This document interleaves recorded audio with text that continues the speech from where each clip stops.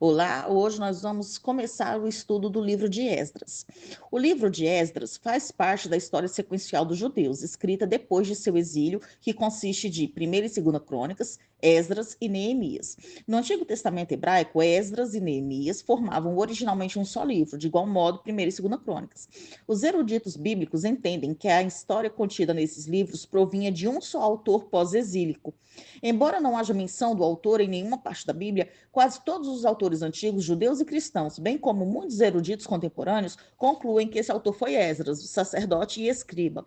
Segundo a tradição, foi Esdras quem reuniu todos os livros do Antigo Testamento em uma só obra, que instituiu a liturgia do culto na sinagoga e que fundou a grande sinagoga em Jerusalém, a qual fixou o cânon das escrituras do Antigo Testamento. Esdras era um líder piedoso, em tudo fiel às escrituras do Antigo Testamento e que as amava ardorosamente. O livro de Esdras relata como Deus cumpriu sua promessa profética através de Jeremias, no sentido de restaurar o povo judeu depois de 70 anos no exílio, ao trazê-lo de volta à sua própria terra.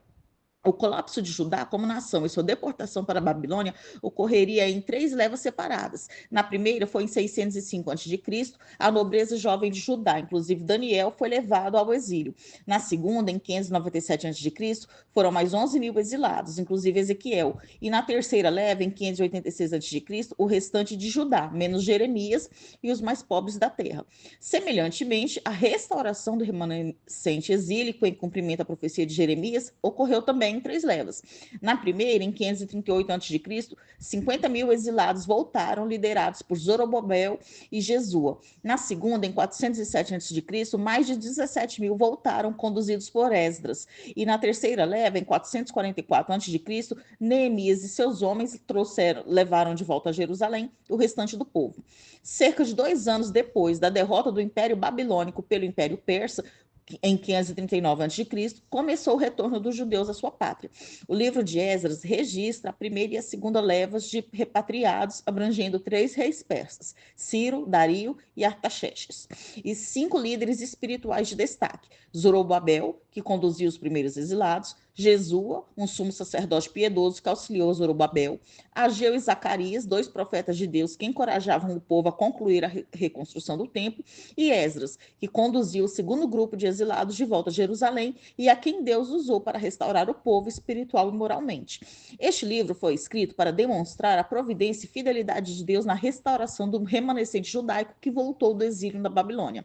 Deus moveu os corações de 3 diferentes reis persas para ajudarem o povo de Deus a regressar à pátria, a repovoar Jerusalém e a reedificar o templo, e proveu líderes espirituais e capazes para conduzir o remanescente que retornava a um avivamento espiritual no culto a Deus, na dedicação à palavra divina e no arrependimento por causa da infidelidade do povo a Deus.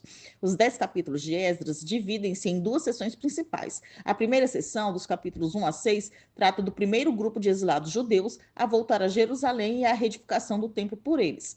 A segunda sessão, dos capítulos 7 a 10, descreve o retorno do segundo grupo sob a liderança de Esdras e a renovação espiritual que teve lugar.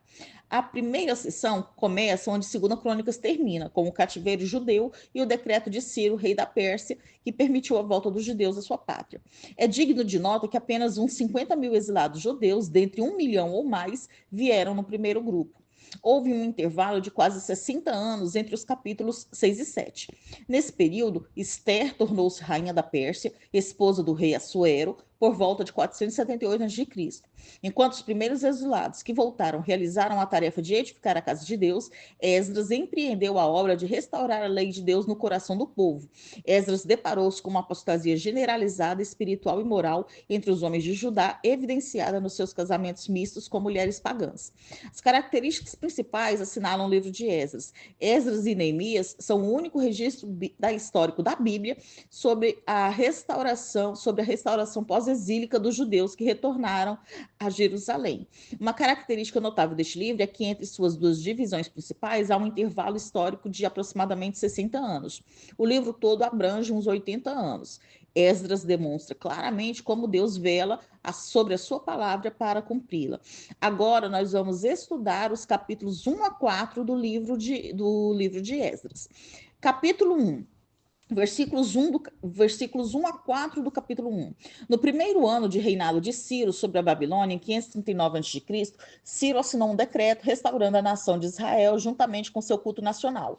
Ele fez a mesma coisa em prol de várias nações, como é definido no Cilindro de Ciro, uma descoberta arqueológica que confirma esta narrativa. Ciro instituiu a política de aceitação dos deuses dos povos subjugados, ao contrário do que fizeram anteriormente os assírios e babilônios, que invadiam os templos e se apossavam dos ídolos. Jeremias profetizou que seriam 70 anos de cativeiro em Jeremias 29, versículos 10 a 14, e disse que o Senhor despertaria o espírito dos reis da Média em Jeremias 51, versículo 11. Cerca de 160 anos antes do aparecimento de Ciro, Isaías predissera a respeito de um governante chamado Ciro que permitiria a volta dos judeus à sua pátria para reedificar em Jerusalém e o templo. Versículos 5 e 6. Após o decreto de Ciro, que autorizou todos os israelitas a voltar à Palestina, levantaram-se os chefes dos pais de Judá e Benjamim e os sacerdotes e levitas, com todos os outros que Deus despertou para restaurar a nação de Israel. Cerca de 50 mil pessoas atenderam ao chamado do Senhor para participarem dessa primeira viagem de retorno a Judá. Os registros persas indicam que muitos judeus no exílio acumularam grande riqueza. Retornar a Jerusalém significava desistir de tudo que tinham e começar tudo novamente. Muitos judeus exilados não conseguiram fazer isso. Eles preferiram a riqueza e a segurança ao sacrifício que a obra de Deus exigia. Versículos 7 a 8. Os utensílios da casa do Senhor eram os vasos que Nabucodonosor retirou quando saqueou o templo. Deus os havia preservado com os babilônios para o retorno, profetizado por Jeremias. Sesbazar é um nome babilônico, mas é bem provável que ele fosse um oficial judeu atuando como governador e representante de Judá sob as ordens de um persa. Era comum que os judeus residentes na Babilônia recebessem um nome babilônio oficial, e alguns estudiosos acreditam que Sesbazar e Zorobabel fossem na realidade a mesma pessoa. Versículos 9 a 11. Os exilados voltaram para Jerusalém com os utensílios do templo, de acordo com o decreto de Ciro. Após castigar o seu povo pelo rompimento da aliança, o Senhor cumpriu a promessa de trazê-los de volta para a terra prometida. Embora muitos anos houvessem se passado, Deus entregou esses objetos do templo de volta ao seu povo. Agora nós vamos estudar o capítulo 2, versículos 1 a 2 do capítulo 2. O capítulo 2 apresenta uma lista dos que voltaram da Babilônia para Judá. Fala-se em filhos da província, pois Judá se tornara uma província da Pérsia. Provavelmente a lista de repatriados não indica o retorno desde a Babilônia conduzido por Sesbazar, mas sim múltiplas ondas de exilados ao longo de várias décadas. Neemias aqui não é o personagem central do livro de Neemias, que chegou a Jerusalém quase 80 anos mais tarde. O Mardoqueu aqui também não se refere ao Mardoqueu do livro de Esther. Zorobabel era um descendente de Davi, neto de Joaquim. Ele foi o líder responsável pelo lançamento dos alicerces do templo. Jesua era o sumo sacerdote na época da restauração. Versículos 3 a 20. Nessa lista, conta os nomes das pessoas comuns. Essas pessoas ainda conheciam sua família, seu clã e sua tribo. Aqui constam os nomes de família dos que retornaram. Eles são listados pelos nomes dos patriarcas familiares. Os repatriados são chamados de filhos destes líderes familiares. A lista mostra um interesse na filiação legítima do povo da aliança, bem como na reivindicação legítima da terra dos seus antepassados. Versículos 21 a 35. Nesses versículos, as pessoas não são listadas pelas famílias, mas de acordo com o local de origem. Provavelmente havia pessoas que não eram de descendência registrada, mas que muito bem sabiam os nomes das cidades de onde seus pais tinham sido levados para o cativeiro. Os lugares que são listados pertencem aos territórios de Judá e Benjamim, ao norte e ao sul de Jerusalém. Ainda que as cidades de Betel, Mispá, Gibeon e Gibeá pareçam ter escapado ao ataque babilônico, Betel foi destruída durante a transição entre os períodos Babilônia e Persa. As escavações arqueológicas revelaram que havia pequenas cidades no local de Betel nos dias de Esdras. Versículos 36 a 58. Os grupos seguintes estavam oficialmente associados ao culto no templo. Os sacerdotes, nos versículos 36 a 39, equivaliam a cerca de 10% dos que retornaram. Apenas 74 levitas retornaram. Possivelmente a natureza de seu serviço e sua posição humilde os guardou de serem capturados e deportados a princípio, ou não motivou muitos deles a voltarem para casa. No grupo de cantores estavam incluídos os instrumentistas e líderes de adoração, os porteiros e os porteiros. Os servidores do templo e os servos de Salomão eram aqueles que foram dados ou consagrados, designados para servir no templo e sua adoração.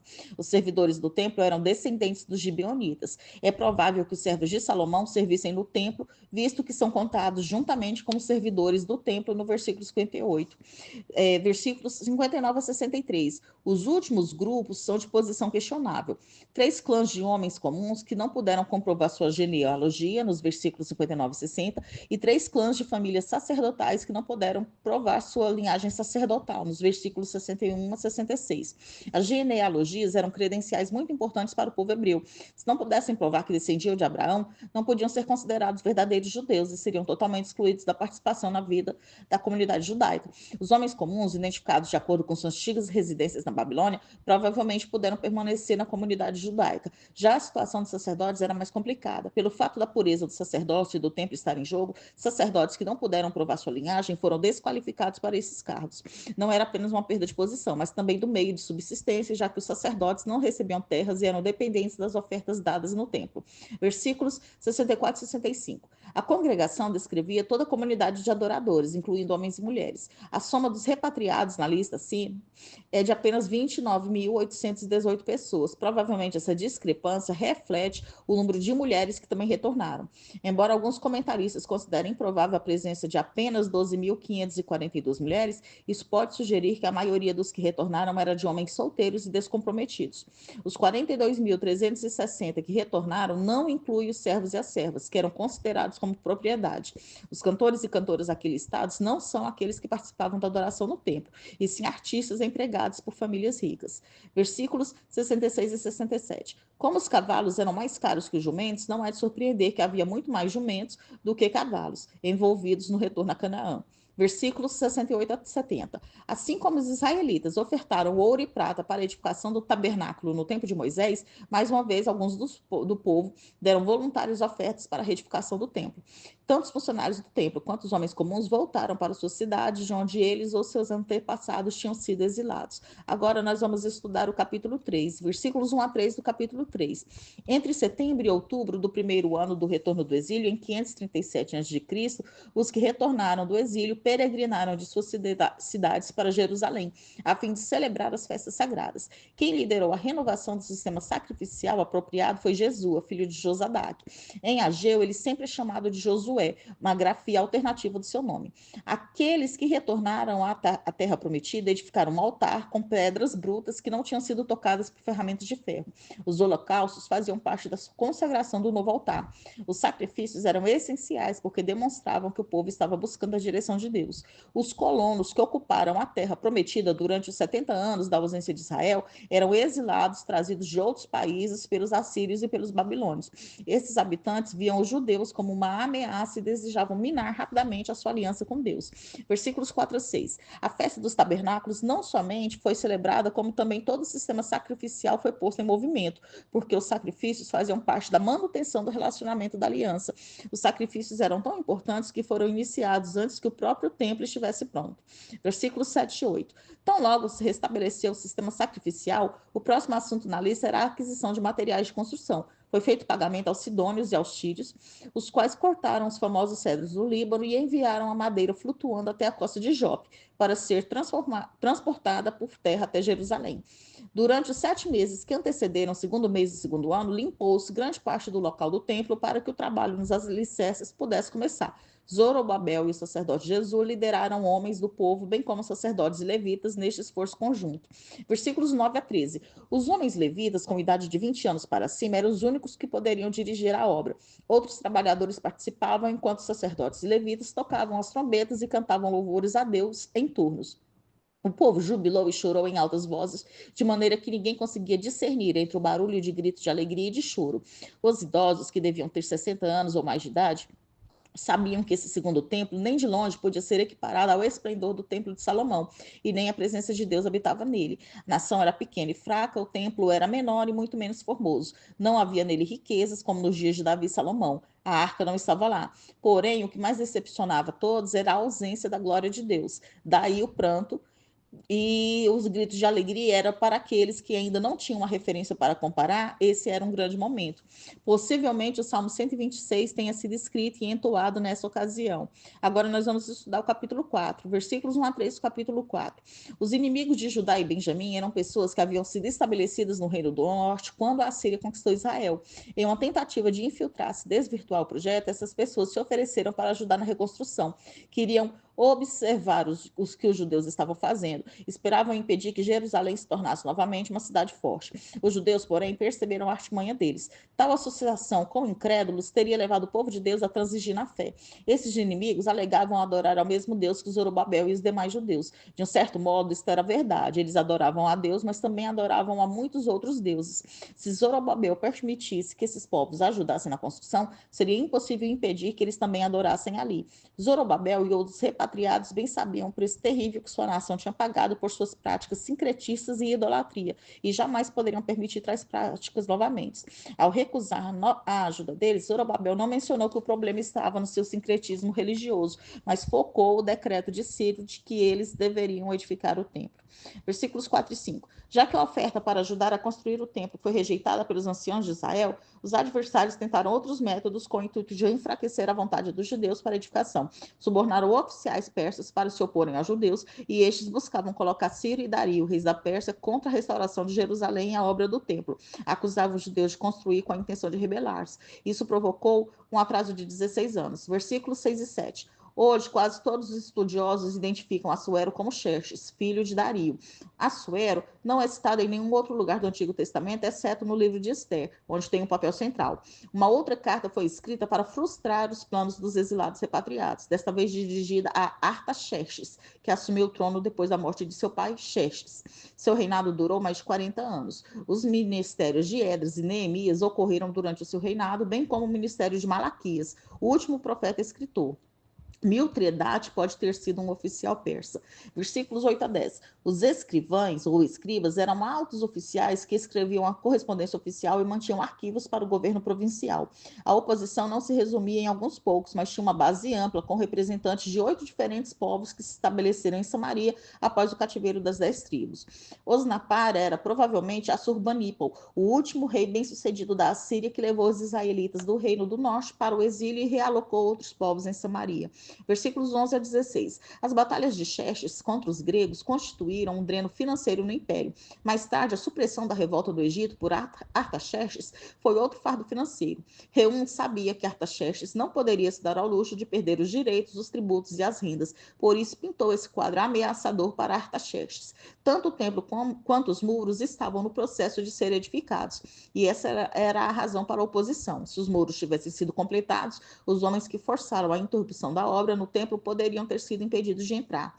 Versículos 17 a 24. Os arquivos dos babilônicos que reinavam na Babilônia antes da vinda do Império Persa teriam registros das revoltas de Joaquim e Zedequias contra Nabucodonosor entre 596 e 586 a.C.